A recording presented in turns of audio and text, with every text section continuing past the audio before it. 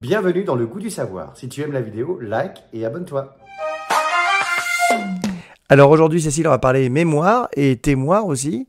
La mémoire, c'est fascinant et surtout c'est très utile dans la vie, aussi bien à l'école qu'au travail et dans la vie de tous les jours. Alors attention, on va passer à ta présentation, regarde-moi ça.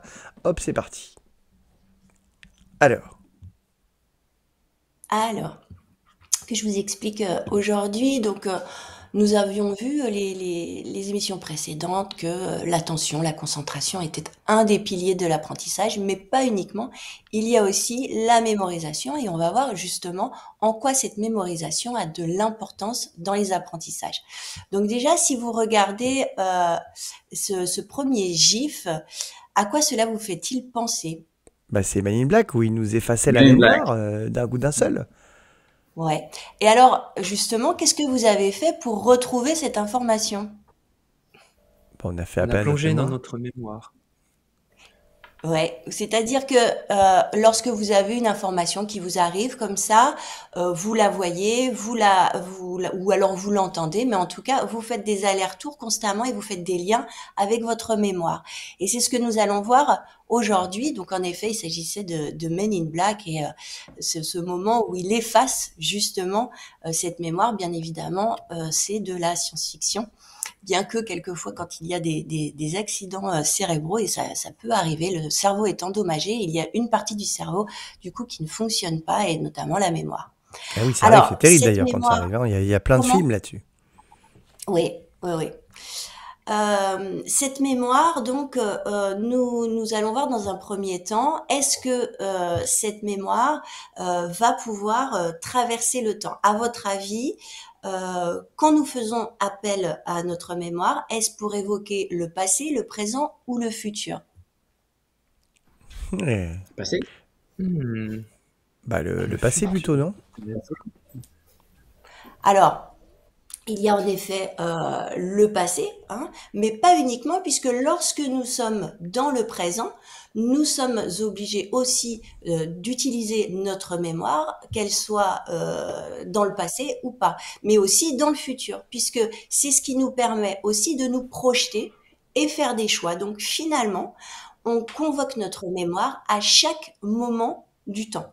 Alors comment ça fonctionne? Tout simplement parce que quand on convoque notre mémoire dans le passé, c'est pour avoir des connaissances ou bien des souvenirs, mais dans le présent, c'est aussi pour lire, réfléchir ou bien trouver des allers-retours avec nos mémoires. Et puis dans le futur, comme je vous l'ai dit, c'est se projeter et faire des choix. Donc finalement, l'être humain est un être de mémoire, hein. On utilise constamment notre mémoire à tout moment et dans chaque situation. Alors, comment la mémoire fonctionne-t-elle? Il y a 4 étapes essentielles. Si je vous montre ceci, à quoi ces petits pictogrammes vous font penser? Bah moi je sais, Erwan, Le t'as trouvé ou sens. pas? Eh oui. Le sens. Ah oui. L'essence. On aurait pu croire qu'il s'agit de Monsieur Patate, mais C'est pas vrai que du ça tout. ressemble un peu à Il Monsieur s'agit, Patate. On pourrait faire un Monsieur eh ben Patate oui, avec tout ça. mais c'est un peu ça, hein. C'est-à-dire que la première étape essentielle, c'est l'essence. Et c'est pour ça que là, l'attention a tout son rôle. C'est que la première étape, c'est que on est dans l'essence. Et pour avoir cette information qu'on a, on a besoin de toute sa concentration et de son attention. Il Et faut si je mettre vous de montre ce l'essence dans la pictogramme, machine pour bien qu'elle fonctionne. c'est Je, ça, je l'avais Adrien, je l'avais exactement. le jeu de mots, mais j'ai essayé de pas le faire parce que je me suis dit que ça allait être confusant. Donc nous avons C'est une l'essence métaphore, les qui sont enfants, en c'est une fait métaphore. l'essence, effectivement. C'est ça que veut dire Adrien, c'est ça. Donc on parle de Oui, oui. l'odorat, du Alors, toucher, du goût, euh, ouais. de la vue On verra que c'est et pas de l'ouïe. uniquement l'essence en un mot, c'est bien les sens, puisque c'est juste le premier contact qu'on a avec le monde qui nous entoure, hein, et Oui, puis c'est c'est vrai que vraiment parfois on se l'information. rappelle, même des odeurs, parfois on s'en rappelle, hein. Ouais. Eh oui. Alors tout ça, c'est vraiment, on verra dans les prochaines émissions que on n'a pas qu'une mémoire, mais on a bien différentes mémoires qui sont reliées à nos expériences et nos souvenirs, et on a sans arrêt des petits flashbacks. Voilà, pour traiter en fait l'information qui nous arrive dans le présent. mais on va dans le passé. Alors, si on regarde ce deuxième pictogramme, à votre avis, ça vous fait penser à quoi? Bah, au cerveau, un circuit électronique presque. Ouais. Et alors, à quelle étape cela pourrait-il correspondre en termes Nicolas, de toi qui suis bien. mémorisation? La- une dissertation de 7 heures. Une dissertation de 7 heures. Non, pas tout à fait. Donc en fait, ça c'est pour montrer en fait que la mémoire va prendre cette information et puis la traiter dans un second temps. C'est le cerveau qui va traiter cette information. Et puis ensuite, cette information va être stockée à différents endroits de la mémoire, suivant la manière dont on le traite. On verra un petit peu après que on n'a pas donc qu'une seule mémoire, on a deux, enfin voire 5 types de mémoire, mais en tout cas 2 mémoires principales. C'est-à-dire que quand on a l'information, elle est traitée et puis après elle sera stockée d'une manière différente. Et puis après, il faut la récupérer ces éléments de la mémoire pour pouvoir la réutiliser. Donc finalement, les 4 étapes essentielles, déjà, c'est percevoir, puis encoder. Voilà, on transforme l'information, on l'interprète, les neurones vont interpréter ces informations qu'on a, puis on va les conserver et ensuite on va être en capacité de les récupérer. Mais tout ça va dépendre bien évidemment des stratégies de mémorisation qu'on va mettre en place parce que je vous rappelle qu'on mémorise tous de la même façon, simplement il n'y a pas de personnes qui mémorisent bien ou qui ont une mauvaise mémoire, c'est juste une question de stratégie. Mais moi, parfois, j'apprends des trucs que je veux pas connaître, tu vois. Par exemple, je connais toutes les chansons de Francis Cabrel par cœur, mais en Ouais, revanche, j'avais beaucoup de mal à retenir l'histoire-géographie. Alors que pourtant, je voulais la retenir, hein. Donc, comment ça se ouais. fait? Alors ça, c'est encore une fois une question de motivation. C'est-à-dire que Alors non, dans la... je suis pas plus motivé à apprendre Francis Cabrel que l'histoire géo. bah, ça, Tu peux ça nous le dépend dire, t'es un parce que fan, c'est tout. c'est quelque chose, en fait, c'est quelque chose que tu investis ou pas, et puis ça dépend aussi du moment dans lequel tu veux le faire ou pas, mais de toute façon, que ce soit dans les apprentissages au niveau de l'attention, la mémorisation, etc., il y a une question en fait de motivation et d'émotion. On verra beaucoup plus tard dans les émissions que les émotions ont une très grande place dans la mémorisation et dans les apprentissages. Donc on D'accord. verra ça, mais c'est certainement en rapport avec les émotions. Donc la première étape pour la mémorisation, c'est tout d'abord de comprendre, c'est-à-dire de se poser la question quoi, pourquoi, comment et puis quand. C'est-à-dire que si on a l'information mais qu'il n'y a pas cet encodage, ces informations n'iront pas dans la mémoire. Donc tant qu'on ne comprend pas, on ne peut pas faire de lien et du coup on ne peut pas mémoriser. Et donc ce questionnement permet donc une mémorisation durable et ça fait partie d'une des stratégies. C'est-à-dire qu'il ne suffit pas, on l'avait vu simplement d'entendre, mais il faut bien écouter, c'est-à-dire se poser des questions pour pouvoir ancrer tout ça dans la mémoire. Alors, si je vous montre ceci, ça vous fait penser à quoi? On l'a Bah, ça t'a tous de vu. multiplication de Nicolas et de Cyril. Vous nous Voilà. avez déjà appris à l'apprendre vachement bien, hein. Ça, on avait eu un cours là-dessus. Donc Regardez-le si en vous l'avez pas vu sur le YouTube. Vous allez voir ouais, comment bien retenir la table de multiplication. C'était vachement bien. C'était impressionnant d'ailleurs. ouais. Alors encore une fois, c'est une question de stratégie. Donc il n'y a pas de mauvaise mémorisation, c'est bien une question de stratégie. Donc ici, à l'école, il ne suffit pas de connaître finalement par cœur l'étape de multiplication. Ce sont des connaissances qui sont importantes. Mais en revanche, quand on vous demande par exemple de poser une multiplication, 24 multiplié par 32, qu'est-ce que vous faites concrètement? On panique. Les dizaines d'abord. Ouais. Non, Ouais, tout je à crois que fait. c'est ça. 2 fois 3. Moi, je prends une Donc, calculatrice. C'est pas la bonne solution, Adrien. toi, Adrien. Mais en fait, la première chose qu'on fait, c'est que on va avoir des procédures, on va avoir des stratégies. Donc, il ne suffit pas finalement d'avoir des connaissances pures et dures pour arriver à un plus haut niveau finalement de compétences, puisqu'il s'agit bien de connaissances et de compétences. Dans notre mémoire, il ne va pas y avoir que des connaissances.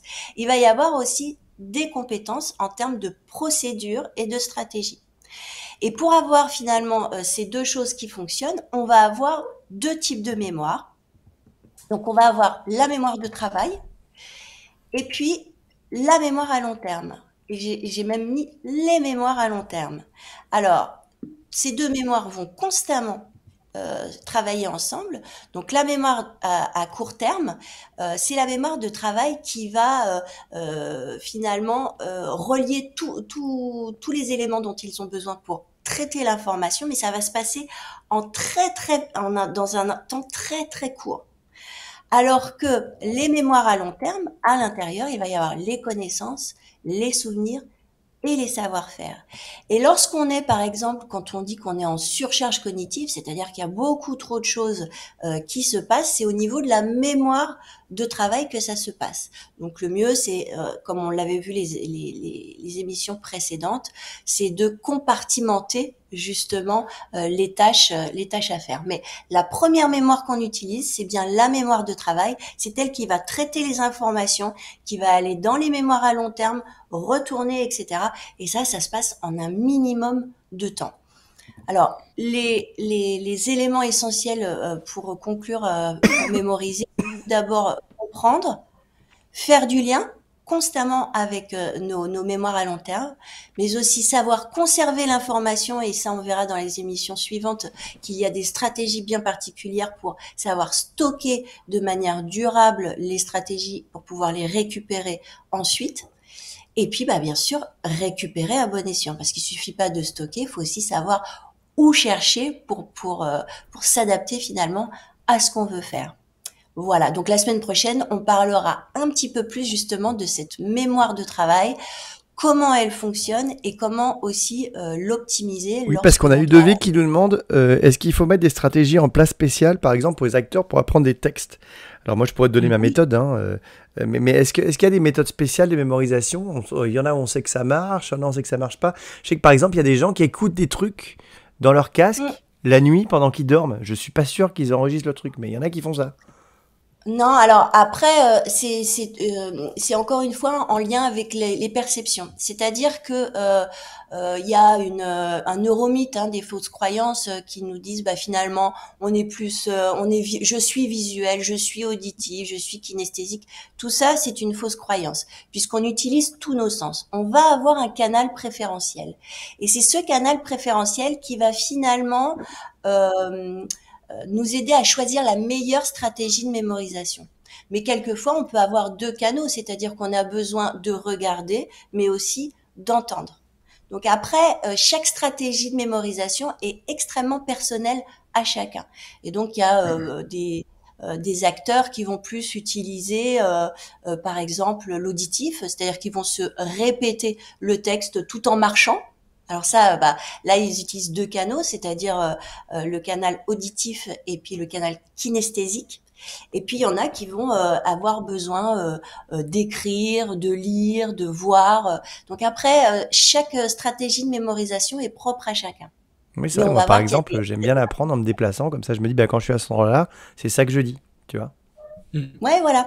Donc ça, tu agis sur le canal kinesthésique. Mais toi, ça t'aide du coup kinesthésique. Tu nous expliqueras ce que c'est un autre jour. Hein. Donc comme ça, on se toucher, ressentir.